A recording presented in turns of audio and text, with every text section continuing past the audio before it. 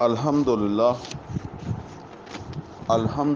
وکفا والصلاة والسلام علی عبادہ الذین اصطفیٰ خصوصاً علی افضلہم وخاتم النبیین محمد الامین وعلی آلہ واصحابہ اجمعین. اعوذ باللہ من الشیطان الرجیم. بسم اللہ الرحمن الرحیم. قال اللہ عز وجل فی کتابہ الکریم الحمد للہ رب العالمین الرحمن الرحیم مالک یوم الدین ایاک نعبد و ایاک نستعین اہدنا الصراط المستقیم صراط الذین انعمت علیہم غیر المغضوب علیہم ولا الضالین آمین. صدق اللہ العلی العظیم. رب اشرح لی صدری ویسر لی امری واحلل عقدۃ من لسانی یفقہوا قولی. اللہم ارنا الحق حقا وارزقنا اتباعہ وارنا الباطل باطلا وارزقنا اجتنابہ. آمین یا رب العالمین. عزیز دوستو، یہ قرآن حکیم کی مصحف کے اعتبار سے پہلی صورت ہے. اس صورت کا جو مضمون ہے اس کا اگر ہم یا دوسرے لفظوں میں سمجھ لیں کہ آج کا جو ہمارا درس ہے یہ سورہ فاتحہ کا، اس کا عنوان ہے، اس کا موضوع ہے ایمان کی اساس اور بنیاد. دونوں لفظ استعمال ہوتے ہیں کیونکہ ہر چیز جو ہوتی ہے نا، ایک اس کا شروع ہوتا ہے بیس، پھر دوسری اس کی جو ہے وہ ہائٹ ہوتی ہے، بلندی ہوتی ہے. تو ہم ویسے بھی کئی دفعہ کہتے ہیں، ان چیزوں کا ذکر کرتے رہتے ہیں کہ جی بس کوئی ہمیں رائی بنا برابر ایمان ہوئے گا. مطلب رائی بنا برابر بھی ہے تو پھر پہاڑ برابر بھی ہو سکتا وا. تو وہ اس طرح کسی جگہ تو وہ سٹارٹ ہوتا اور کسی پھر وہ بلندی ہے. یہ اس کی اساس اس کے اندر جو ہے وہ بیان ہو رہی ہے. یہ سورہ مبارکہ جو ہے یہ نبی صلی اللہ علیہ وسلم پر 5ویں وحی کے طور پر نازل ہوئی ہے. یعنی قرآن حکیم میں تو یہ پہلے نمبر پر ہے. اس کو ہم کہتے ہیں ترتیب مصحف، یعنی اس کتاب کی ترتیب. اور ایک ترتیب ہے نزول کی. یہ دونوں ترتیبیں مختلف ہیں، یعنی جس طرح نازل ہوا ہے اسی طرح اسے ترتیب یہاں کتاب میں وہ ترتیب نہیں ہے، مختلف ترتیب ہے.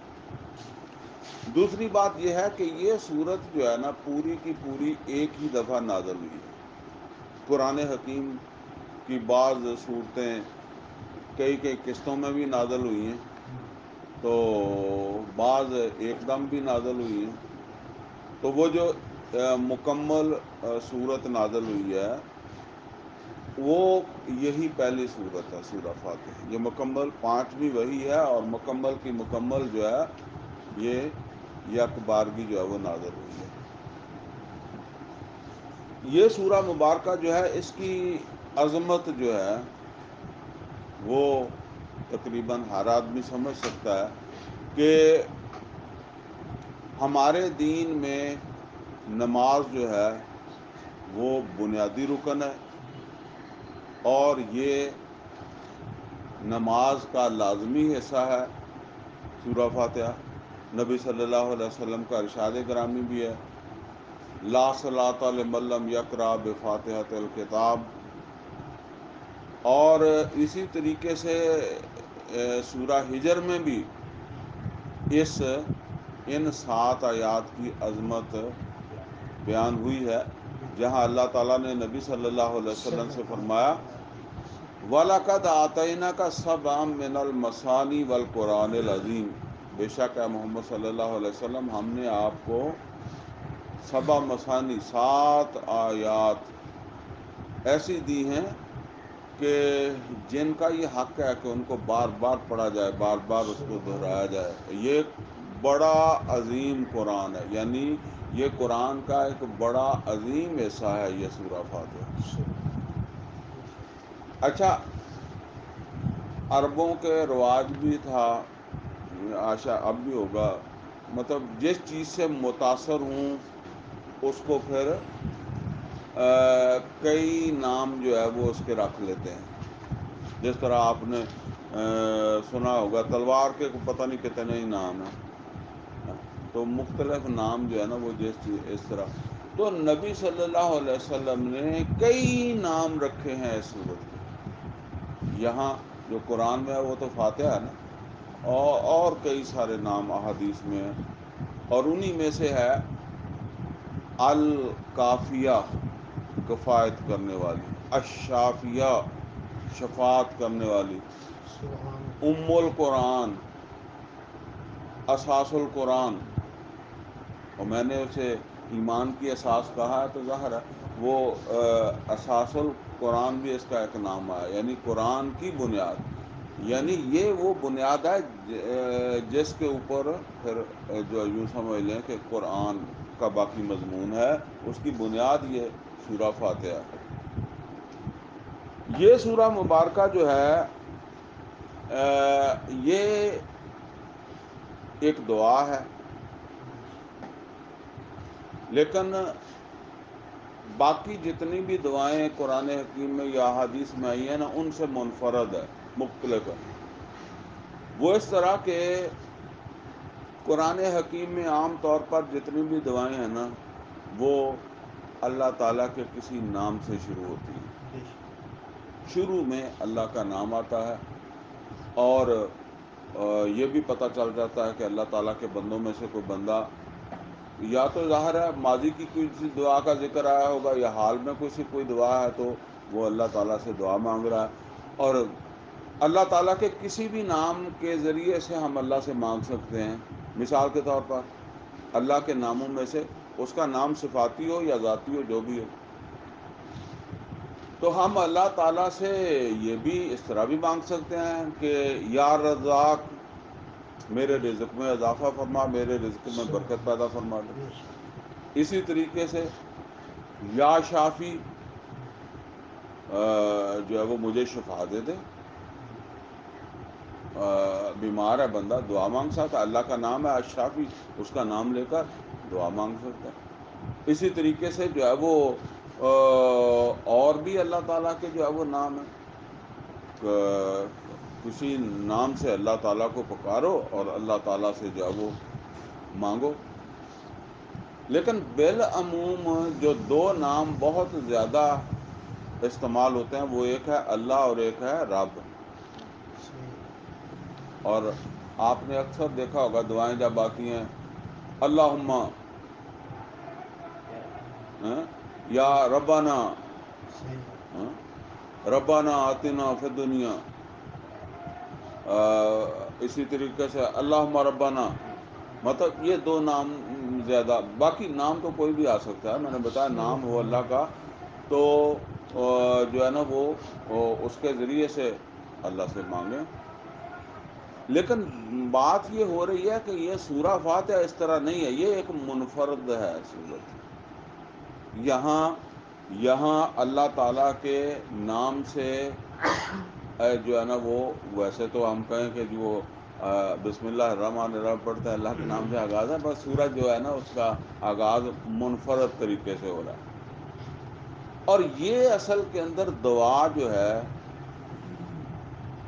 یہ سمجھنے والی بات ہے کہ یہ دعا ہے ایک ایسے انسان کی جس نے اجمالی طور پر اللہ تعالیٰ کی معرفت حاصل کر لی ہے، اللہ کی پہچان اسے نصیب ہو گئے اجمالی طور پر. دیکھیں ایک ہے اجمالی اور ایک ہے تفصیلی. اجمال اور تفصیل، اور ایمان میں دونوں چیزیں ہیں نا.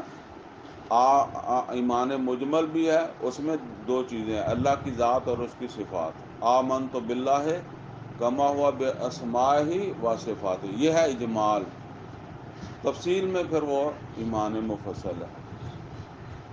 اب یہ جو ایمان مجمل جسے ہم کہتے ہیں نا، یہ اس تک رسائی کا اللہ تعالیٰ نے انسان کے اندر سسٹم رکھا ہوا ہے، انسان کی تخلیق کے اندر ہی سسٹم رکھ دیا اللہ تعالیٰ نے۔ اور وہ کیا ہے، وہ پہلے ایک درس کے اندر ذکر ہو چکا ہے اگر آپ کو یاد ہے۔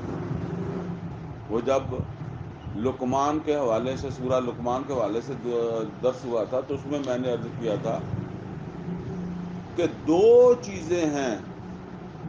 نمبر ایک، فطرت جو ہے وہ مسخ نہ ہو گئی ہو، فطرت جو ہے وہ متاثر نہ ہو گئی ہو، اور دوسرا یہ ہے کہ انسان کی عقل جو ہے نا وہ بھی سلیم ہو۔ تو گویا یہ دو چیزیں، فطرت اپنی اصلی حالت پر ہو اور عقل جو ہے وہ سلیم ہو، تو اس نتیجے میں انسان کے اندر ایک صلاحیت پیدا ہوتی ہے جس کو حکمت کہتے ہیں، اور وہ انسان غور و فکر کرتا ہے تو اسے معروف اور منکر کا بھی پتہ چل جاتا ہے، اور اسے اللہ تعالیٰ کی معرفت بھی نصیب ہو جاتی ہے۔ اور دوسرے لفظوں میں یہ سمجھ لیں کہ ایمان مجمل جو ہے اس تک اس کی رسائی ہو جاتی ہے۔ جس طرح ہم نے وہاں پڑھا تھا کہ لقمان جو تھا، لقمان کوئی پیغمبر نہیں تھا، نہ کسی پیغمبر کا امتی تھا، لیکن وہ جو ہے نا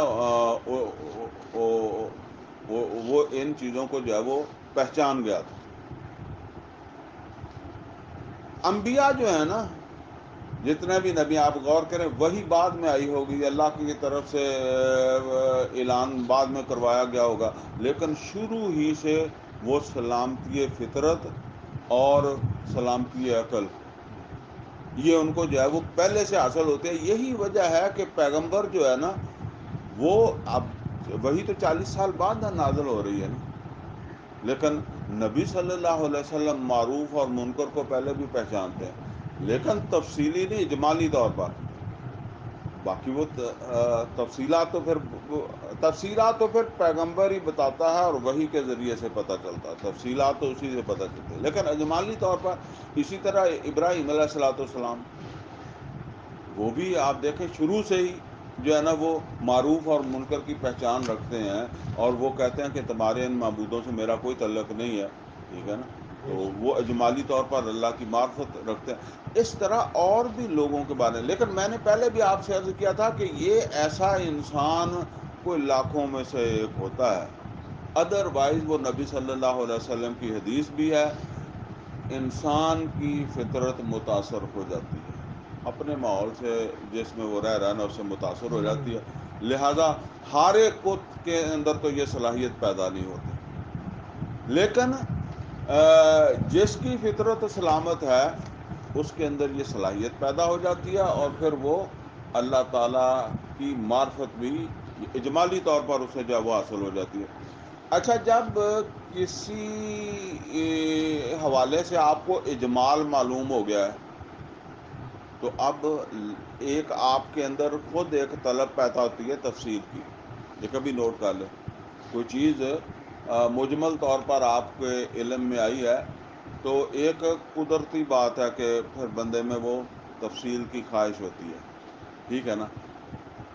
اب یہاں یہی بات آ رہی ہے کہ اگر یہ رسائی یہاں تک ہو گئی ہے، تو اب اس میں کیا طلب پیدا ہو رہی ہے؟ یہ طلب ہے اس کی، یہ سورہ فاتحہ جو ہے، یہ اس کو سمجھ لیں، یہ ایک ایسے انسان کی جو ہے نا وہ طلب ہے۔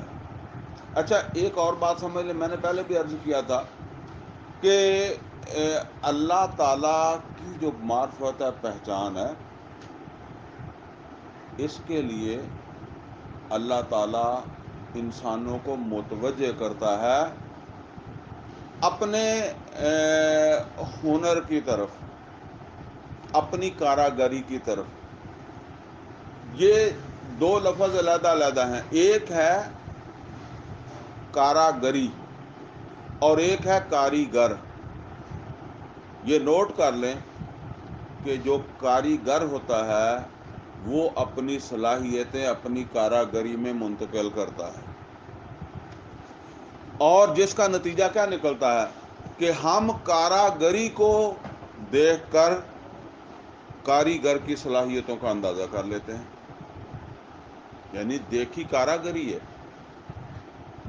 اور کاریگر کی صلاحیتوں کا، اس کے علم کا، اس کی سمجھ کا، ٹھیک ہے نا، اس کی سوچ کا اندازہ ہو جاتا ہے کہ وہ اس طرح کی سوچ کا، اس طرح کی فکر کا مالک ہے. اب میں ایک مثال دیا کرتا ہوں کہ جو ہے نا وہ کچھ عرصہ پہلے جو ہے نا وہ کئی طرح کے موٹر سائیکل جو ہے نا وہ ہمارے ہاں کئی کمپنیوں کے چلتے تھے. اب موٹر سائیکل عام سواری ہے نا، تو اسی لیے میں یہی مثال دے رہا ہوں کہ سمجھ آ جائے گی. اچھا، اب کرتے کرتے ایک ہی موٹر سائیکل رہ گیا، ہونڈا موٹر سائیکل رہ گیا، باقی تقریباً ختم ہو گئے، تھوڑے بہت رہ گئے. اچھا، یہ کسی بھی آدمی سے پوچھیں، مشورہ کریں گے تو وہ آپ سے کہے گا کہ آپ کہیں جی میں موٹر سائیکل لینا، کون سا لے لوں؟ وہ آپ کو کہے گا ہونڈا لے لیں. اچھا، یہ ہونڈا جو ہے یہ وہ کاراگری ہے کسی کی، وہ موٹر سائیکل کاراگری ہے. اور ہمیں کیسے پتا چلا کہ یہ اچھا ہے یا اس کی یہ خوبیاں، کہ کوئی خوبیاں ہیں، کوئی صفات ہیں جس کی بنیاد کے اوپر ہم نے اس کو جو ہے وہ سلیکٹ کیا ہے؟ ہم نے وہ کاراگری کو دیکھا ہے اور اس سے ہمیں یہ پتا چلا ہے کہ یہ بہتر ہے. گویا دوسرے لفظوں میں اس کا کاریگر جو ہے وہ اس کا علم، اس کی اہلیت، اس کی سوچ فکر جو ہے نا اس تک ہمیں رسائی ہو گئی ہے اسی کے ذریعے سے. حالانکہ ہم نے اس کی شکل نہیں دیکھی، ہم نے اس کا قد نہیں دیکھا، شاید وہ مر ہی گیا ہو، وہ کمپنی ہمیں نہیں پتا کس جگہ پر ہے، لیکن وہ ہم اس سے اس کا اعتراف کر رہے ہیں. اسی طرح آپ غور کریں گے تو ہر چیز کے ساتھ اسی طرح ہے. اب یہ جو کچھ بھی ہمیں نظر آتا ہے، زمین ہے، آسمان ہے، سورج ہے، پہاڑ ہے، جنگل کے درندے ہیں، درخت ہیں، انسان ہے، مچھر ہے، کوئی بھی چیز ہے، یہ کاراگری ہے. کاریگر اور ہے، ٹھیک ہے نا. اب اللہ تعالیٰ قرآن کریم کے اندر کاریگر کو پہچاننے، یعنی ان کے کاریگر کو، سورج کے کاریگر کو، زمین کے کاریگر کو، انسان کے کاریگر کو، مچھر کے کاریگر کو، پہاڑ کے کاریگر کو پہچاننے کے لیے کہتا ہے کہ اس کاراگری ہی میں غور کرو. چنانچہ وہ اکثر آپ دیکھیں کہ وہ نہیں کہتا کہ پیغمبر نو لبو، پیغمبر تفصیل کے لیے، یا جو ہے نا وہ قرآن تے خود کہندا ہے. دیکھیں نا، میں بھی سنا ان فی خلق السماوات والارض واختلاف اللیل والنہار والفلک التی تجری فی البحر بما ینفع الناس وما انزل اللہ من السماء من ماء فاحیا به الارض بعد موتها وبث فیها من کل دابہ وتصریف الرياح والسحاب المسخر بین السماء والارض لآیات لقوم یعقلون. اب اس میں سارے وہ پہاڑ، دریا، بارشیں، زمین، آسمان سب سمجھ لیں اس کے اندر ہوا. اللہ کہتا ہے اس میں غور کرو. عربوں کو کیا کہا؟ افلا ینظرون الی الابل کیف خلقت، یہ اونٹوں کی طرف نہیں دیکھتے؟ یہ کاراگری ہے. افلا ینظرون الی الابل کیف خلقت والی السماء کیف رفعت. اور یہ بھی سمجھ لیں کہ یہ آسمانوں کو ہم نہیں دیکھتے، وہ دیکھتے ہیں یورپ والے یا دوسرے لوگ، وہ تحقیقیں کرتے ہیں نا. اسی تو وہی اسے تھلے کھڑو کے دیکھتے ہیں تانوں یا انہاں دی کیتی. وَإِلَى السَّمَاءِ كَيْفَ رُفِعَتْ وَإِلَى الْجِبَالِ كَيْفَ نُصِبَتْ. اور یہ پہاڑ کیسے نصب کیے گئے. وَإِلَى الْأَرْضِ كَيْفَ سُطِحَتْ. اور یہ زمین کیسے بچھائی گئی. اس کو غور نہیں کرتے؟ تمہیں تمہیں اس سے اللہ کی ذات اور اس کی صفات اور اسی کی صفات میں سے ہے کہ وہ اکیلا ہی ہے. یہ بھی اس کی صفت ہے کہ وہ اکیلا ہی ہے. اس کا یہ تمہیں اسی سے پتہ لگ جائے گا کہ وہ نہیں، اس کے ساتھ کوئی نہیں ہے. ٹھیک ہے نا؟ تو یہ ہے جی وہ سورس جس سے اجمالی طور پر اللہ کی ذات، اللہ کی صفات کا انسان کو ادراک ہو جاتا ہے. ٹھیک ہے نا؟ اچھا، اب یہ ادراک اگر ہو گیا ہے تو جیسے میں نے شروع کے اندر بھی آپ کو بتایا کہ جب اجمال آدمی کے علم میں آیا تو وہ کہتا ہے تفصیل کیا ہے. ٹھیک ہے نا؟ تفصیل کا بھی پتہ چلنا چاہیے. اسی لیے دیکھیں نبی صلی اللہ علیہ وسلم کے اعلان نبوت سے پہلے کی بات ہے، ایک بڑا موحد آدمی، اب دیکھیں نا، موحد جو توحید پر کاربند ہو. اب یہ پیغمبر کے آنے سے پہلے لقمان بھی تو موحد ہی تھا نا. اسی طرح کا ایک موحد آدمی مکہ میں بھی تھا، اس کا نام زید آتا ہے. کہتے ہیں کہ وہ کعبے کے پردے پکڑ پکڑ کر جو ہے نا، وہ غالباً انہی کے بیٹے سعید ہیں جو عشرہ مبشرہ میں سے بھی ہیں. تو اس حوالے سے جب ان کے والد کا ذکر آتا ہے تو پھر وہ آتا ہے کہ اچھا، وہ کعبے کے پردے پکڑ پکڑ کر کہتے تھے، حالانکہ وہ کسی پیغمبر سے نہ کسی کتاب سے، وہ کہتے تھے اے اللہ میں تجھے پہچانتا ہوں، تو یکتا ہے، اور یہ سب جھوٹ ہے جو یہ کر رہے ہیں، لیکن مجھے تفصیل پتہ نہیں. مجھے اب یہ نہیں پتا کہ تو کیسے راضی ہوتا ہے، کیسے میں تجھے راضی جو ہے وہ کس طریقے سے کروں. تو یہ ہے اصل کے اندر وہ خواہش. تو یہاں اب یوں سمجھ لیں جی، اس صورت میں 4 چیزیں بیان ہوئی ہیں. ایک ایسے انسان کی جسے اللہ تعالیٰ کی معرفت اجمالی طور پر اللہ کی ذات اور صفات جو ہے ان کا فہم حاصل ہو گیا ہے، بلکہ فہم ہی نہیں، یقین حاصل ہو گیا اس کو. اب اس میں پہلی کیا ہے؟ نمبر 1 پہلی چیز ہے اس کے احساسات و تاثرات. ہم کہتے ہیں نا کسی چیز کو پہچان کر پھر ہمارے کوئی ذہنی تاثرات اور احساسات بنتے ہیں. نمبر 2 اس ایمان کے بعد، اس اجمالی ایمان کے بعد وہ اپنی زندگی کے لیے کیا ڈیسیجن لیتا ہے، اس کا فیصلہ کیا ہے، عہد کیا ہے اس کا. جیسے کسی چیز کو ہم کہتے ہیں جی میں نے اصل میں یہ دیکھا اور میں نے پھر یہ فیصلہ کیا. اسی طرح پہلے اس کے تاثرات اور احساسات کیا ہیں وہ بیان ہوئے 3 آیتوں میں. پھر ایک آیت ہے اس کے اندر آیا کہ اس کے عہد اور اس کے فیصلے جو ہے وہ، اس کا عہد اور فیصلے جو ہے نا وہ کیا ہے اس یقین کے نتیجے میں. اور جو ہے نا وہ اس کے بعد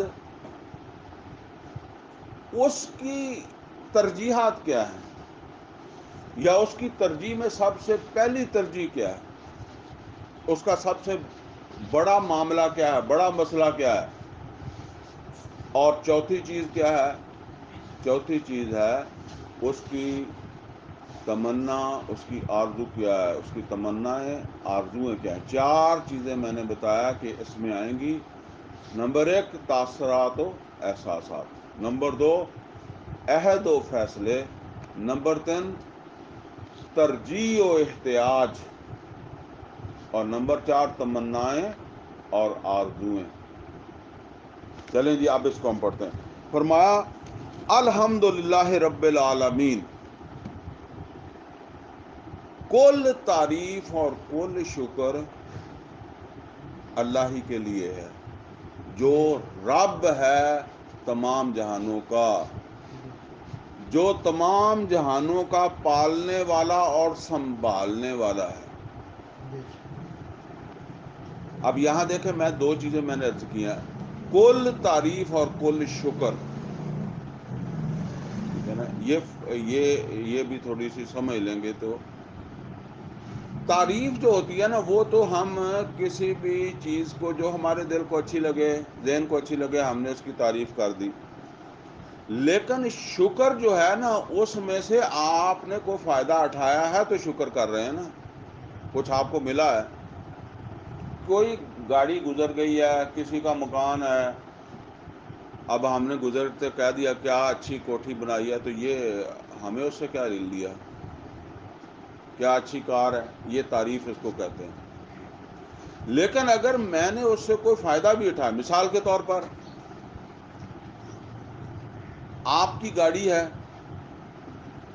بہت اچھی گاڑی ہے، مجھے ضرورت پڑی، آپ نے مجھے استعمال کے لیے دے بھی دی، میں اب لے کر اسے گیا، بہاولپور لے کر گیا، استعمال کر کے میں آپ کے پاس واپس آیا. اب میں نے آپ سے کہا کہ آپ کی گاڑی ماشاءاللہ بہت اچھی ہے. یہ تعریف ہی نہیں ہے بلکہ یہ شکر بھی ہے. ٹھیک ہے نا، یہ شکر بھی ہے، کیونکہ اب میں نرا اس کو دیکھ کر نہیں کہہ رہا، بلکہ میں نے اس سے فائدہ لیا ہے. لہذا جب ہر چیز کے اوپر غور کرو گے تو اس کا نتیجہ کیا نکلے گا کہ میں فائدہ بھی پا رہا ہوں اللہ کی اس کاراگری سے. زمین ہے تو زمین سے میں فائدہ بھی تو پا رہا ہوں نا. کاراگری تو اس کی یہ ہے کہ اس نے اس میں یہ صلاحیتیں رکھ دی ہیں، یہ میرے لیے رزق پیدا کرتی ہے اور جو کچھ بھی ہے. لیکن دوسرا یہ ہے کہ اس سے مجھے فائدہ بھی پہنچ رہا ہے، یہ پہاڑوں سے مجھے فائدہ پہنچ رہا ہے، یہ دن رات سے مجھے فائدہ پہنچ رہا ہے، یہ سورج سے مجھے فائدہ پہنچ رہا ہے. وہ میں نے پروسیس بتایا تھا نا کہ پہلے تو سمجھتا ہے ماں پالتی سنبھالتی ہے، پھر سمجھتا ہے باپ بھی ہے، پھر سمجھتا ہے معاشرہ بھی ہے، پھر سمجھتا ہے کہ زمین بھی ماں ہی ہے، پھر پتہ چلتا ہے سورج بھی بڑی چیز ہے، سورج کے بغیر تو کچھ نہیں ہے. اور اس سے آگے بات یہ رہ گئی ہے کہ انسان اس نتیجے تک پہنچ جائے کہ یہ سورج ہو یا میری ماں ہو یا میرا باپ ہو یا زمین ہو، کسی چیز میں بھی جو صلاحیت ہے یا اس کے اندر جو تاثیر رکھی ہے، میں جو اس سے فائدہ اٹھا رہا ہوں، یہ فائدہ یا یہ تاثیر اس اللہ کی رکھی ہے جو خود رب ہے، سب کو سنبھال بھی رہا ہے، سب کو پال بھی رہا ہے. پہلے تو ایسا سمجھاتا تھا نا کہ ماں پال رہی ہے، سنبھال رہی ہے، تو اب سمجھتا ہے کہ ماں بھی ہے اپنی جگہ، لہذا اسی لیے وہاں انشکر لی والے والدین، پہلے میرا شکر کر پھر اپنے ماں باپ کا. تو پھر زمین کی بھی قدر کرو، ہر چیز کی جس سے تمہیں فائدہ ہوتا ہے، لیکن سب سے بڑا شکر اور وہ ہے اللہ کا. تو یہاں یہ دو چیزیں ہیں، صرف تعریف سے بات پوری نہیں ہوتی. الحمدللہ رب العالمین، جو خود رب ہے، تمام جہانوں کا خود پالنے والا اور سنبھالنے والا ہے، یہ پہلا تاثر ہے جس نے غور و فکر کیا ہے. دوسرا تاثر کیا ہے؟ الرحمن الرحیم، انتہائی مہربان اور مسلسل رحم کرنے والا. یعنی مسلسل، ایک تو یہ ہے کہ بہت زیادہ، اور دوسرا ہر وقت، صبح شام دوپہر، جب بھی رات ہو، کسی بھی حال میں. دیکھیں ہم بعض اوقات انسانوں کے بارے میں جو ہے نا وہ اس طرح کا ہمارا خیال بن جاتا ہے، فلاں آدمی جی بہت رحم دل ہے، فلاں آدمی جو ہے نا وہ ہر کسی کے کام آ جاتا ہے، کوئی غریب جائے امیر جائے، یا فلاں آدمی جو ہے جی وہ بندہ سچا ہو تو اس کی ضرور مدد کرتا ہے. ٹھیک ہے نا، اس طرح کے ہمارے تاثر بن جاتے ہیں. اور اسی طرح کوئی آدمی تاثر بنا کر میرے پاس آتا ہے کہ جی منیر جو ہے نا وہ تو کام ہر کسی کا ہی کر دیتا ہے، یا ہر کسی کے ساتھ ہی ہوتا ہے، چلتے ہیں جی. اب آپ ذہن بنا کر آئے ہیں نا، اب آپ جب میرے دروازے پر پہنچے تو آپ نے دیکھا کہ یہاں تو ایک میت پڑی ہوئی ہے، لوگ اکٹھے ہوئے ہیں، اس کی ماں مری ہوئی ہے. آپ جو اپنے دل میں لے کر آئے تھے، اب آپ انتظار کریں گے 2 3 دن 4 دن؟ آپ کہیں گے یار ایتے موقع گل کرنا ہے ہی کوئی نہیں، یہاں اب میری گل کرنا بنتی نہیں. ٹھیک ہے نا. اس سے چھوٹا بھی ہو سکتا ہے. میری بیوی کہہ دے, میرا بچہ کو کہہ دے جی وہ بیمار ہیں جی, اس آرام کر رہے ہیں, تو انہوں نے کہا مجھے اب اٹھانا نہیں ہے, میری صحت نہیں ہے, ملنے کی نہیں. اب آپ کیا سوچ کر آئے تھے؟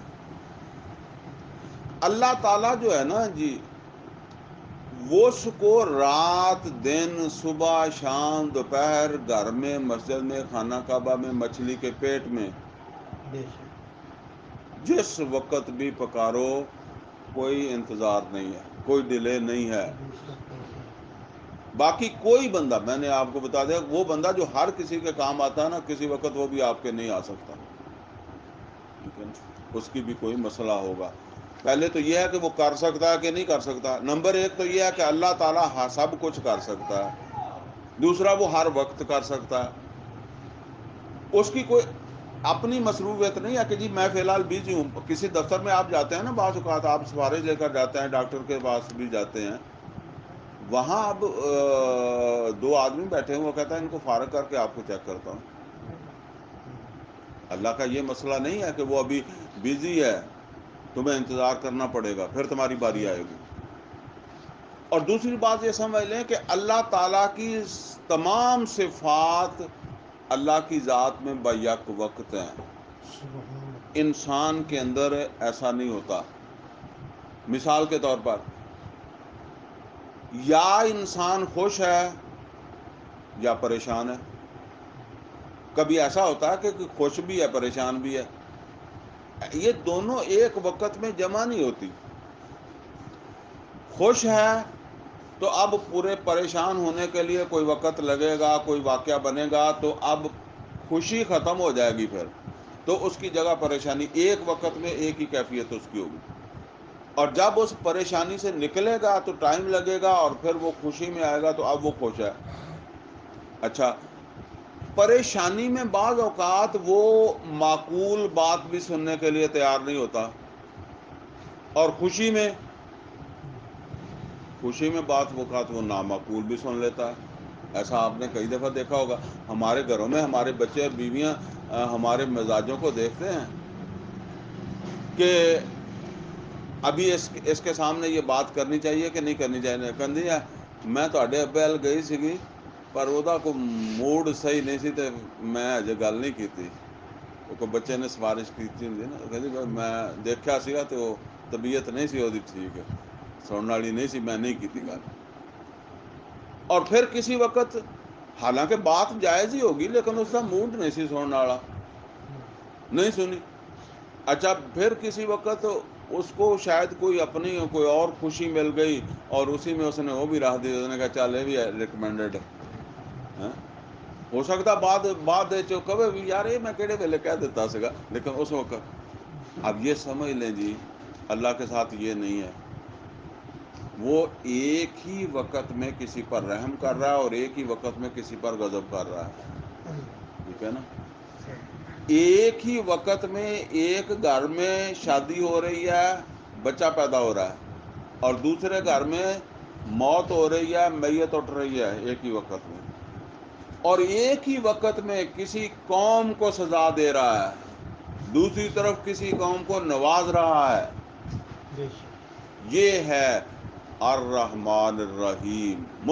یہ نہیں کہ اب اس کو خوشی چڑھی ہوئی ہے تو ہوں سارے کٹ دے گا. ٹھیک ہے نا. یہ سب صفات اس کی بیک وقت ہیں. رحمان ہے, مہربان ہے, اور تسلسل کے ساتھ. باقی تو خیر اس میں بہت ساری باتیں اور بھی ہو سکتی ہیں, لیکن پھر بات ذرا لمبی ہو جاتی ہے, تو میں اس کو یہیں پر ہی جو ہے وہ ختم کر رہا ہوں. یہ دوسرا تاثر ہے الرحمن الرحیم. ویسے تو اگر ہم دیکھیں تو سب سے زیادہ انسان پر اللہ کا رحم ہے. دیکھیں اللہ نے مخلوقات پیدا کی ہے نا. ایک مخلوق ہے جس کو ہم کہتے ہیں کہ یہ جاندار ہے, دوسری بے جان ہے. جاندار جو ہے اس کو فضیلت حاصل ہے, تو ہم مجھے جاندار بنایا.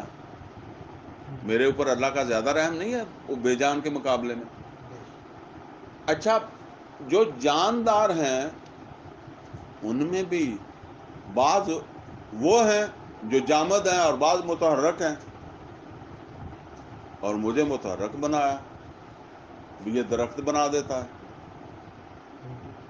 تو جو متحرک ہے اس کو فضیلت حاصل ہے۔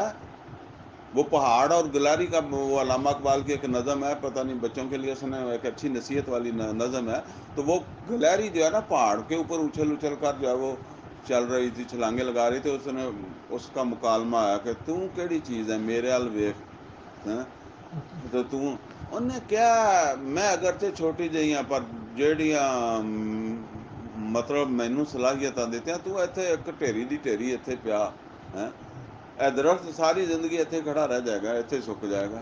ایک چھوٹا جہا مچھر سارے حاصل پور دی سیر کر کے آ سکتا، کسے نو جا کے کٹ سکتا ہے، جدھر وہ چھوٹا چھوٹا چھوٹا مچھر بھی اس پر فضیلت رکھتا ہے۔ تو متحرک و فضیلت ہے، اللہ نے مجھے متحرک میں سے بنایا۔ پھر دیکھیں آگے، یہ فضیلت پر فضیلت ہے نا، کہ کتا بھی متحرک ہے، شیر بھی متحرک ہے، ہاتھی بھی متحرک ہے، مچھر بھی متحرک ہے، لیکن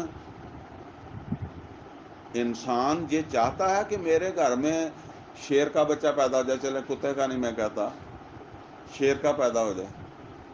ویسے ہم کہہ دیتے ہیں یہ میرا پتر ہے جی، یہ تے بڑا شیر ہے، شیر ہے، لیکن اگر واقعی وہ بیوی نے شیر دا بچہ جم دیتا، پھر انہوں خوشی کوئی نہیں ہون لگی، ٹھیک ہے نا، کیونکہ شیر بھی جانور ہی ہے۔ لہذا اللہ نے مجھے شیر نہیں بنایا، مجھے انسان بنا تو وہ سور بھی سکتا تھا۔ یہ تو پھر آپ جتنا سمجھے نا، آپ چلیں سور نہ سمجھے، شیر ہی سمجھے، میرے حق میں وہ کتنا، یہ جب بندہ یا اس تک پہنچا، پھر کہے گا میرے حق میں تو بہت ہی مہربان ہے الرحمن الرحیم۔ یہ دو تاثرات ہیں جی۔ اس کے بعد تیسرا کیا ہے؟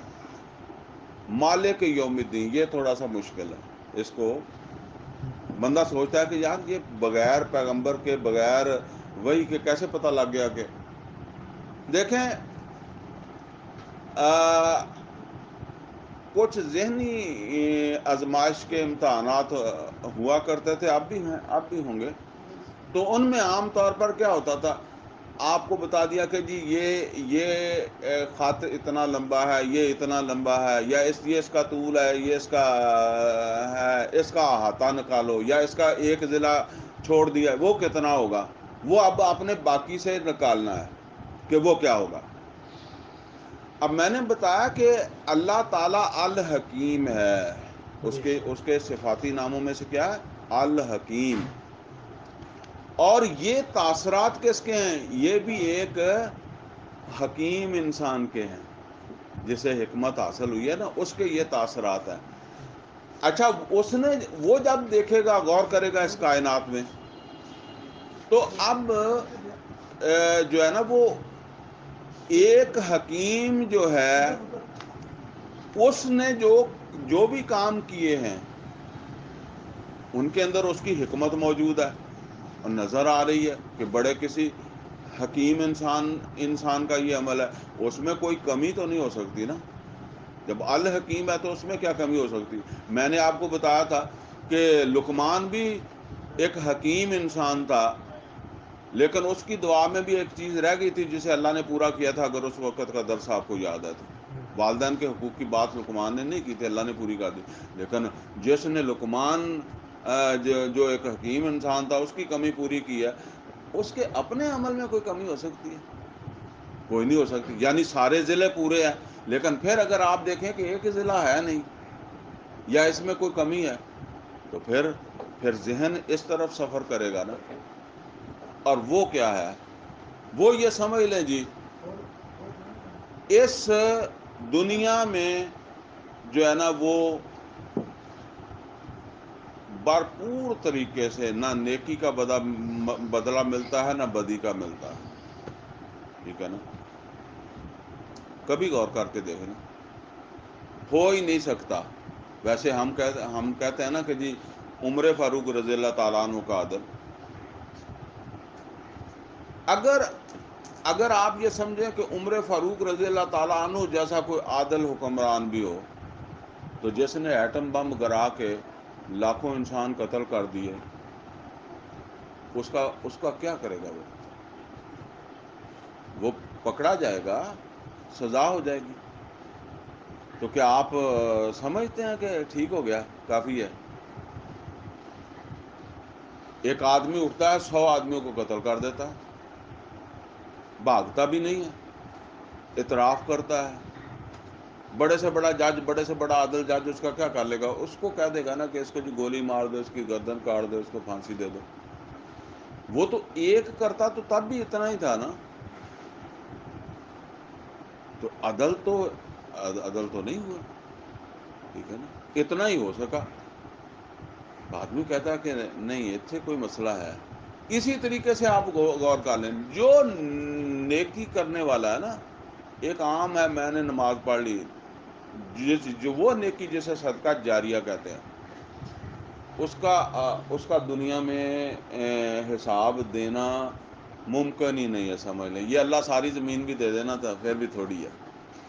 اب دیکھیں صدقہ جاریہ کا تصور کیا ہے کہ جب آپ نیکی کرتے ہیں نا تو وہ نیکی جیسے آگے چلتی ہے نا تو جہاں سے وہ چلی ہے پیچھے بھی اس کا ایک حصہ جاتا ہے۔ اسی طریقے سے بدی جو ہے جس نے چلائی ہے نا تو اس کا بھی جیسے جیسے آگے بڑھتی ہے تو ایک حصہ پیچھے جاتا ہے۔ اب آپ غور کریں، آپ نے سنا ہوگا جب کوئی قتل ہوتا ہے نا تو وہ قتل کا جو بھی گناہ ہے نا وہ پیچھے جاتا ہے۔ جو بھی رستے میں ذریعے بنے ہیں نا وہ جاتا ہے آدم کے بیٹے تک جس نے پہلے قتل کیا تھا۔ اور جب بھی ہم کوئی اچھا کام کرتے ہیں، قرآن و سنت کے مطابق کام کرتے ہیں، تو یہ ہمارے پیچھے بھی جاتا ہے، ہمیں بھی اس کا بدلہ ملتا ہے۔ اور یہ کوئی آپ کی نیت کی ضرورت نہیں ہے کہ جی میں تو نیت کیتی نہیں سی جب میں پیچھے جاوے، وہ ایٹومیٹک جاندہ ہے۔ وہ جاتا ہے محمد و رسول اللہ صلی اللہ علیہ صلی وسلم۔ اللہ علیہ اور یہ آپ اندازہ ہی نہیں کر سکتے کہ یہ جو پیچھے جاتا ہے یہ کتنا ہو جاتا ہے۔ کبھی آپ نے کریانے کی دکان کے اوپر ادھار لگا لیا نا، میں سوچا کہ چلیں جی پہلی دوں یا چھمائی بعد یا فصل تے ادھار چکا دیں گے۔ اب آپ نے سوچا ہوا ہے کہ جی بہتا مہنگا سودا نہیں لینا، کبھی جا کر 15 روپے کا جو ہے وہ آپ نے کوئی چائے کی پتی لے لی، کبھی بچے نے بسکٹ مانگ لیا، کسی نے پینسل مانگ لی، کوئی دوسری چھوٹی موٹی چیز، کوئی 15 20 30 روپے کا سودا آپ جب بھی لیا وہ جب آپ نے 6 مہینے کے بعد دیکھا تو اس نے کیا یہ تو بن گئے ہزاراں چ پیسے۔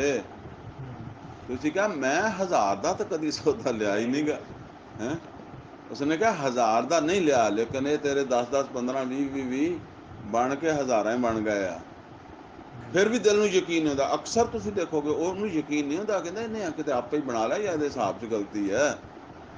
وہ پھر جب پڑھ کے بتاتا نا کہ جی فلانا تو فلانا، تو پھر وہ کہندا ہاں لیا ہی ہونا، کسی نیانے نے ضد کیتی ہوگی تو بسکٹ لیتے انہوں اے کر دیتا وہ کر دیتا، ٹھیک ہے نا۔ اسی طرح یہ بینک والے سود پہ قرضہ دے دیتے ہیں نا تو پھر مڑ کے وہ جائیداد بیچ کے قرضے لاندے ہیں لوکی، وہ بدے آ، ٹھیک ہے نا۔ تو یہ اگر محمد اور رسول اللہ صلی اللہ علیہ وسلم کو اللہ یہ ساری زمین بھی دے دے تو وہ نہیں پوری ہوتی، ٹھیک ہے نا۔ اور نبی صلی اللہ علیہ وسلم کے بہت بڑے لوگ ان کا بہت بہت بہت بنے گا۔ اب دیکھیں یہ اچھا بالعموم آپ نے دیکھا ہوگا، بالعموم کہہ رہا ہوں کوئی استثناءات ہو سکتے ہیں کیونکہ وہ فیصلے اللہ نے کرنے، کیا وجوہات ہیں ان کا۔ اکثر میں نے دیکھا ہے جن لوگوں نے جان مار کر کام کیا وہ دنیا میں تنگ ہی رہے، انہیں دنیا سے کچھ نہیں پایا۔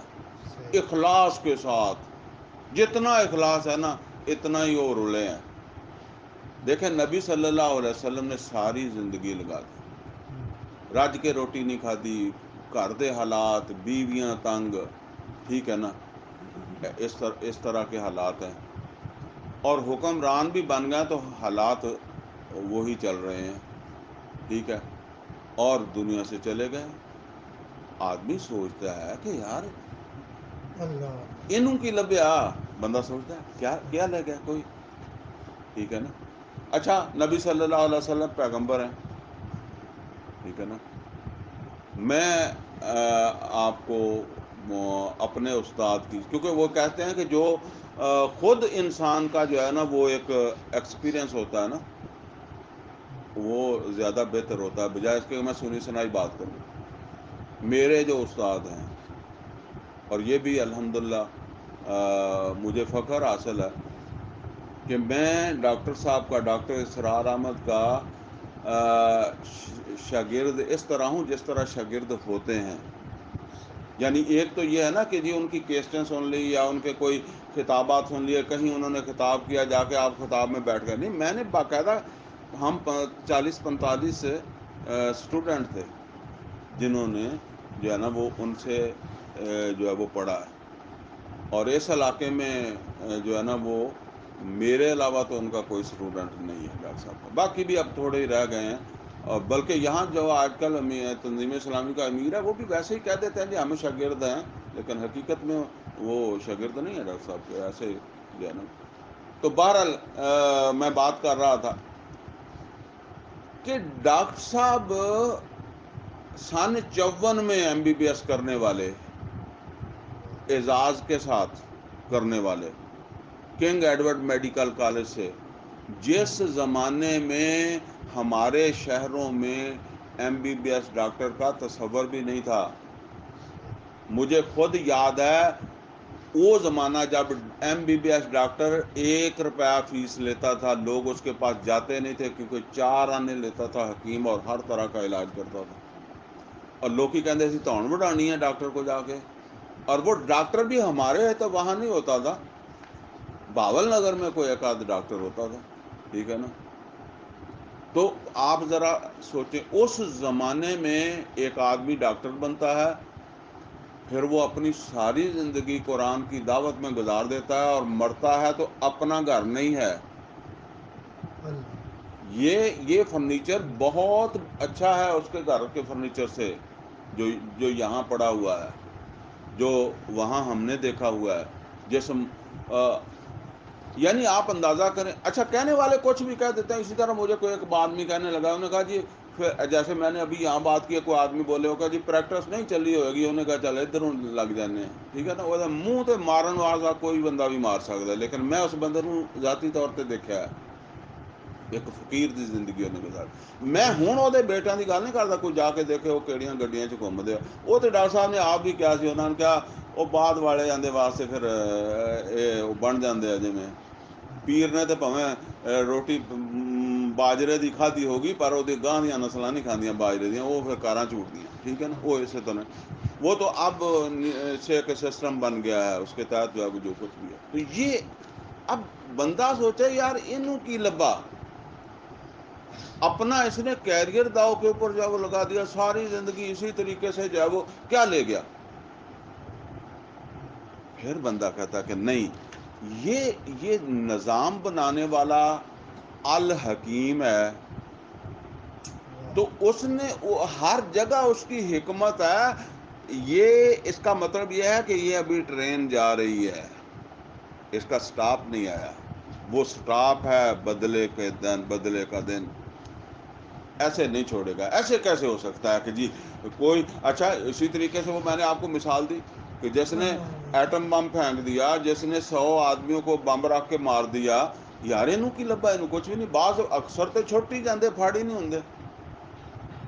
میں تو وہ بات کیا کہ جو پکڑا گیا اس کے ساتھ کیا کر لے گا.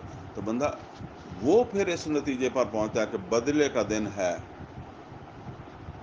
یہ بدلے کے دن کے بعد ان حقداروں کو ملے گا، جو سزا کے حقدار ہوں گے، جزا کے حقدار ہوں گے. یہ ہے مالک یوم الدین. یہ اس کا ذہنی سفر ہے، غور و فکر کا سفر ہے.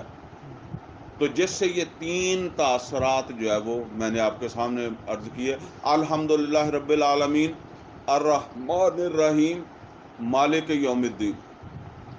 ان تاثرات کے بعد اب عہد اور فیصلے، یعنی ڈیسیژن کیا لیتا ہے. پھر کوئی چیز آپ کو سمجھ آئی ہے تو آپ کہتے ہیں کہ میں نے دیکھا تو میں نے یہ فیصلہ کر لیا. اب کیا فیصلہ کر دیا جب اس نے ایک مالک کو پہچانا؟ اس نے کہا ایاک نعبد و ایاک نستعین. جمع ہوگا تو جمع، واحد ہے تو واحد. یہاں تو بتا دیا گیا کہ ایسے جتنے بھی لوگ ہیں وہ کس نتیجے پر پہنچیں گے؟ ہمیں اسی کی بندگی کرنی ہے، ہمیں اسی سے مدد طلب کرنی ہے. ویسے یہ مضارع ہے، مضارع میں حال اور ماضی دونوں مستقبل دونوں آتے ہیں، ٹھیک ہے نا. لیکن جو ابھی پہنچا ہے وہ تو اس کے لیے تو مستقبل ہے نا. جیسے ہم کہتے ہیں جو ہے نا وہ ابھی دیکھا وہاں سانپ ہے، اور میں جا رہا تھا، میں نے دیکھا سانپ ہے، ابھی میں نے فیصلہ کیا میں نہیں جاؤں گا، یہ میرا فیصلہ ہے. یعنی سانپ کو دیکھ کر میں نے فیصلہ کیا نہیں جاؤں گا. اب اس نے وہ جب اس نتیجے پر پہنچا ایک دن حساب بھی دینا مالک یوم الدین، تو اب وہ کیا کہتا ہے کہ نہیں، میں اس کی مرضی کی زندگی گزاروں گا. ابد کہتے ہیں اس کو، ایاک نعبد، میں اسی کی غلامی میں زندگی گزاروں گا، ہم اسی کی غلامی میں زندگی گزاریں گے. وایاک نستعین، اور تجھ ہی سے مدد مانگیں گے. یعنی تجھ ہی کی غلامی میں تیری ہی مرضی کی زندگی گزاریں گے، تیرے ہی عبد بن کر زندگی گزاریں گے، اور تجھ ہی سے مدد مانگیں گے. یہ ڈیسیجن ہے، فیصلہ ہے کہ یہ اس تعارف کے بعد یہ ڈیسیجن ہے. اچھا، اب فیصلہ تو یہ ہے کہ اسی کے ہاتھ میں سب کچھ ہے، اسی کی مرضی پہ چلنا ہے اور اسی سے مدد مانگنی ہے. اب مدد میری کیا کیا ضرورت ہو سکتی ہے، ایک انسان کی کیا ضرورت ہو سکتی ہے؟ دیکھیں، ہماری کچھ ضرورتیں وہ ہیں جن کا تعلق دنیا سے، کچھ ضرورتیں آخرت سے ان کا تعلق.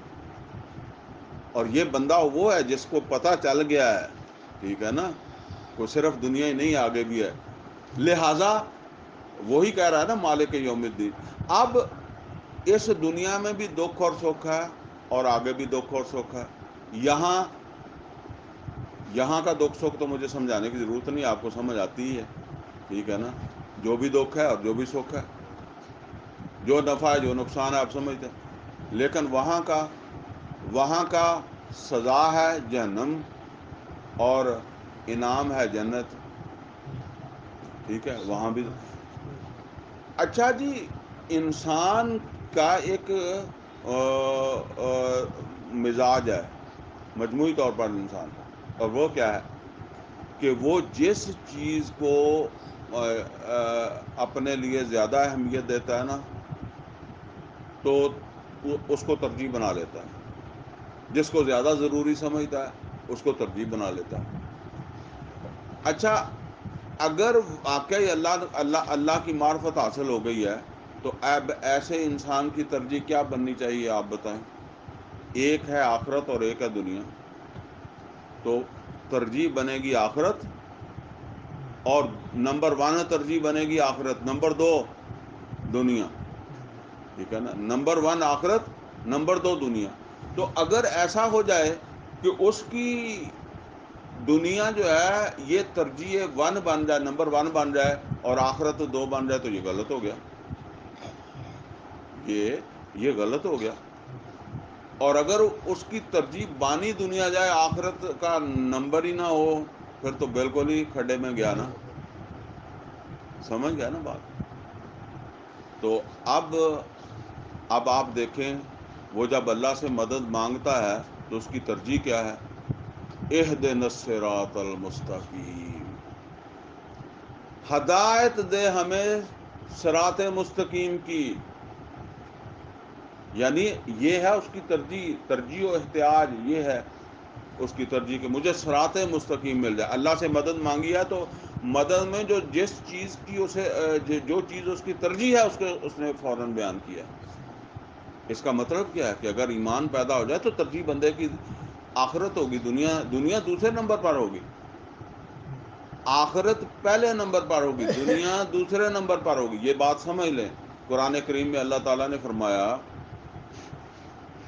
ان لوگوں کی جن کی ترجیح دنیا بن جاتی ہے، فرمایا وَمِنَ النَّاسِ مَن يَقُولُ رَبَّنَا آتِنَا فِي الدُّنْيَا وَمَا لَهُ فِي الْآخِرَةِ مِنْ خَلَاقٍ.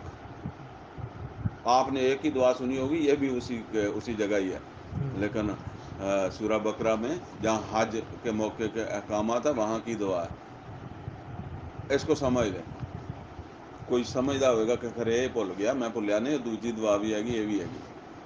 اچھا، ربنا آتنا فی الدنیا وما لہ فی الآخرات من خلاق، وہ بندہ کہہ رہا ہے اے ساڈے رب یا اے میرے رب مینو دنیا عطا فرما دے۔ اچھا ایک گل غور سن لو کہ دنیا کہدے کو منگ رہا ہے؟ رب کو منگ سکتا کہ نہیں منگ سکتا؟ منگ سکتا۔ جی چلو کسے پیر کو جا کے منگتا ہوئے، کسے مزار تو منگتا ہوئے، پھر کوئی رولا بن سکتا جی مزار والا نہیں دے سکتا ہے، نہیں دے سکتا، منگتا تو رب کو نہ وہ کوئی چوری کرنا چاہتا ہے، نہ کوئی رشوت لینا چاہتا ہے، نہ کوئی ٹھگی کرنا چاہتا ہے، منگتا اللہ کو، پھر اللہ اتنا کیوں غصے ہوا؟ فرمایا وَمَا لَهُ فِي الْآخِرَاتِ مِنْ خَلَاقٍ، انہوں کچھ نہیں دیواں گا آخرت چیزا، کوئی ایسا نہیں آخرت سے۔ اب دیکھیں نا، مانگا ہی اللہ سے ہے، توحید کس کا نام ہے؟ توحید اسی سے مانگا ہے نا، مانگنے میں تو کوئی خرابی نہیں ہے، لیکن ترجیح میں خرابی ہے۔ اس کی ترجیح بن گئی ہے دنیا۔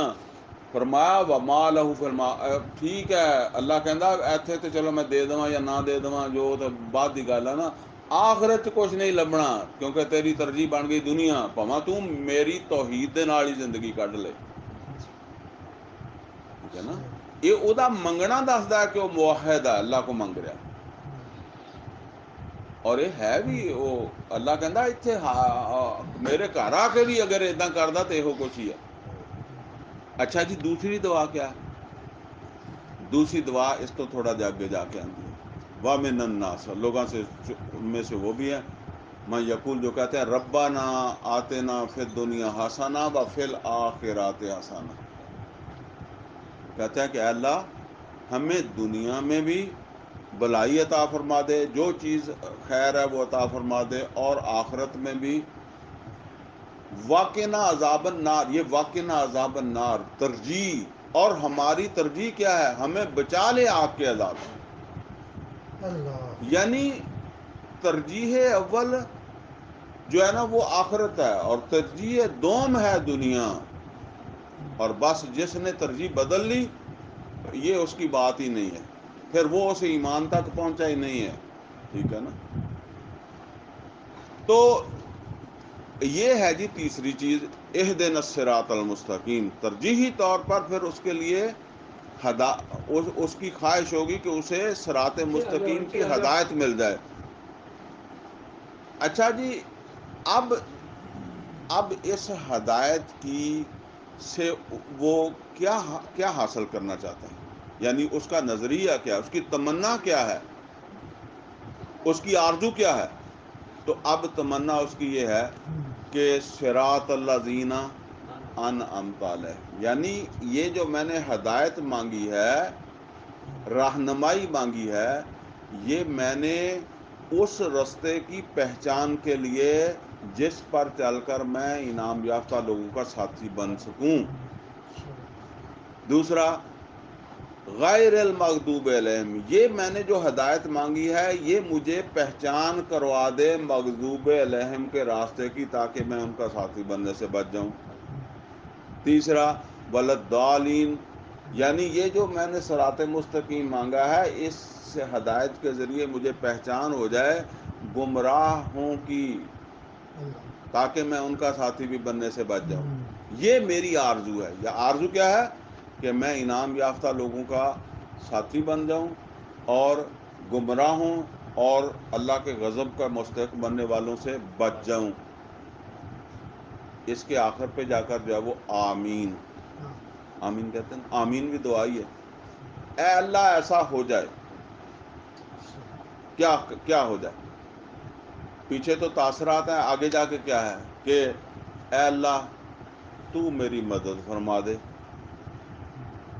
مجھے صراط مستقیم عطا فرما دے، ہدایت دے دے صراط مستقیم کی، اور وہ صراط مستقیم جس کے یا وہ ہدایت جس کے ذریعے مجھے شناخت ہو جائے انعام یافتہ لوگوں کا، جو بھی راستہ ہے اور گمراہوں کا اور غضب کے مستحق بننے والوں کا، اللہ تاکہ میں یہ دو جو گروہ ہیں ان سے اوائڈ کر کے ان کا ساتھی بن جاؤں، کہیں غلطی سے وہاں نہ چلا جاؤں۔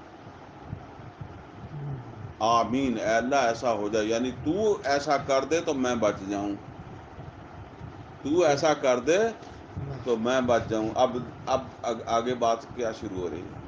فرمایا الف لام میم ذالک الکتاب لا ریب فیہ، یہ وہ کتاب ہے جس میں کوئی شک نہیں، لیکن کتاب کیا ہے؟ ہدن، ہدایت ہے۔ اچھا نوٹ کریں پیچھے کیا بات تھی؟ وہ کہتا ہے اہدنا، ہدایت دے ہم کو، اللہ تعالیٰ کہتا ہے فیہ ہدن، واہ اس میں ہے ہدایت، تو ہدایت منگی ہے نا، اس میں ہدایت، لیکن آگے فرمایا للمتقین، جو بچنا چاہتے ہیں۔ یہاں اب ذرا سوچیں، یہاں متقین کا کیا مطلب ہے؟ وہ عام طور پر کہتے ہیں نا پرہیز کرنے والے، پرہیزگار، بچنے والے۔ تو یہاں پرہیزگار کون ہے؟ جو دعا مانگ رہا ہے ہدایت کی، کیونکہ وہ بچنا چاہتا ہے، یعنی جو گمراہی سے بچنا چاہتا ہے، جو اللہ کے غضب سے بچنا چاہتا ہے، اور جو ساتھی بننا چاہتا ہے انعام یافتہ لوگوں کا، انعامات کا مستحق بننا چاہتا ہے، وہ ہے متقی۔ تو گویا اللہ نے کیا فرما دیا کہ اگر تو جو بچنا چاہتا ہے اس کے لیے یہ کتاب حاضر ہے، یعنی یہ کتاب اس کو تو انعامات کا مستحق بنا دے گی، جو اس کتاب کی رہنمائی میں چلے گا، اس سے استفادہ کرے گا، اور جو چاہتا ہی نہیں ہے، اس کا مطلب یہ ہے کہ وہ اس سے استفادہ ہی نہیں کرتا، تو پھر اس کا معاملہ بالکل جو ہے وہ مختلف ہے۔ تو یہ ہے جی، آج اگر غور کریں ہم، ایک تو یہ سمجھ لیں کہ میں نے شروع میں بتایا تھا اساس ایمان کی اساس، اور نبی صلی اللہ علیہ وسلم نے بھی اس کو نام دیا اساس القرآن۔ گویا کہ یہ اساس بنی ہے، یہ خواہش، یہ آرزو ایک انسان کی، جس کی اس ضرورت کو اللہ تعالیٰ نے اس قرآن میں پورا کر دیا۔ آج بدقسمتی سے قرآن کے ساتھ ہمارا کتنا تعلق ہے۔ میں اللہ وہ عرض کیا کرتا ہوں کہ لوگ کہتے ہیں جی ہم دینی جماعت میں ہیں، ہم اسلامی جماعت میں ہیں، اور اصل میں وہ کسی خاص جماعت کا نام محسوس ہونے لگ جاتا ہے، ویسے وہ نام ہی ایسا ہے تو پھر ہو جاتا ہے۔ لیکن یہ سمجھ لیں، کوئی بھی اسلامی جماعت ہے نا، آپ اس کے لوگوں کو جا کر دیکھ لیں، انہوں نے 30 سال، 40 سال زندگی اس جماعت میں گزاری ہے، قرآن کا ترجمہ ایک دفعہ سمجھ کے نہیں پڑھا، اور انہیں آپ اس طرح قرآن کھول کے دے دیں نا کہ جی یہاں سے ذرا ترجمہ کر دیں، کر ہی نہیں سکتے۔ ایک واقعہ میں آپ کو بتاتا ہوں کہ ایک دینی جماعت میں ایک پروفیسر صاحب، وہ جو ہے نا وہ اس کے اچھے ورکر تھے، تو میں جب نیا نیا آیا تو میرے پاس وہ مجھے چاہتے تھے کہ میں ان کی جماعت میں چلا جاؤں، اور مجھے بھی یہ ہوتا تھا کہ چلیں یہ میرے ساتھ آ جائے، تو اس وجہ سے وہ پھر میرے ساتھ ان کی میٹنگیں ہوتی تھیں۔ ایک دن کوئی اسی طرح بات ہوئی نا، تو میں نے کہا جی آپ کیا بات کرتے ہیں، یہ تو قرآن حکیم میں شروع کے اندر ہی ہے۔ میں نے کوئی بات کی، مجھے اب وہ بات بھی صحیح طریقے یاد، میں کہا یار یہ کیا بات آپ کر رہے ہیں، یہ آپ تو بات کر رہے ہیں قرآن کریم سے بالکل مختلف۔ اچھا، وہاں میرے دفتر کے اندر قرآن پڑھا تھا، میں نے ایسے قرآن اٹھایا، اور وہ پہلا سپارہ ہی تھا، میں نے ایسے کھول کے ان کے سامنے کر دیا، میں نے کہا جی آپ ترجمہ کرتے جائیں اور میں سنتا جاتا ہوں، آپ کی بات کی تردید ہوتی ہے یا نہیں ہوتی؟ اچھا جی، وہ نہیں جی نہیں، جب میں نے زیادہ زور دیا کہ آپ کریں تو مجھے یہ اندازہ ہوا ہم ترجمہ نہیں کر سکتے، پروفیسر ترجمہ نہیں کر سکتے، ٹھیک ہے نا، میں آپ کر دیں جی، آپ کر دیں، ٹھیک ہے نا۔ تو یہ ہے جی حقیقت۔ آپ ذرا سوچیں وہ کون سی دینی جماعت ہے جس میں یہ فکر ہی پیدا نہیں ہوئی کہ یہ قرآن ہم نے سیکھ کے مرنا ہے، ٹھیک ہے نا۔ تو یہ ہوتا ہے، بہرحال تحریکوں میں شروع میں جو چیزیں ہوتی ہیں وہ آہستہ آہستہ جو ہے نا وہ وہ بھی مدھم پڑ جاتی ہیں. تو بہرحال یہ قرآن جو ہے اس کے بغیر چھٹکارا نہیں ہے، اس کے بغیر گزارا نہیں ہے. تو اللہ سے دعا ہے کہ اللہ ہمیں قرآن کا فہم عطا فرمایا. اور میری آپ سب سے درخواست ہے قرآن کے بارے میں تو ساحل نہ برتیں، اس کو سیکھ کر مرنے کا فیصلہ کریں. ٹھیک ہے، موت تو کبھی بھی آ سکتی ہے. آج یہ ڈیسیجن جو ہے وہ لے لیں. ٹھیک ہے نا. جب ہم کہتے ہیں کہ ہم اہل سنت ہیں تو سنت ہے، سنت تو 23 سال میں یہ قرآن سمجھ بھی لیا اور اس کے مطابق ایک پریکٹیکل بھی کر دیا محمد رسول اللہ صلی اللہ علیہ وسلم. اقول قولی ھذا واستغفر لی ولکم ولسائر المسلمین والمسلمات.